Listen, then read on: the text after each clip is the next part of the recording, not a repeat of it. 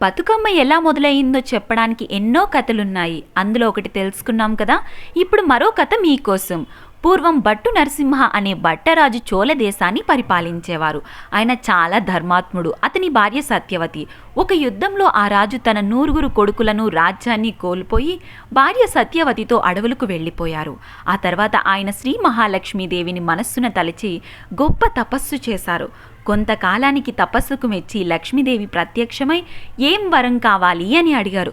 తల్లి, మమ్ములను కరుణించి నీవే మా కుమార్తెగా జన్మించాలి అని వేడుకున్నారు. అందుకు లక్ష్మీదేవి సంతోషించి తదాస్తు అన్నారు. కొంతకాలానికి సత్యవతి గర్భాన లక్ష్మీదేవి జన్మించారు. ఆ జన్మించినప్పుడు అడవిలో ఉన్న మొక్కలన్నీ పువ్వులతో వికసించాయి.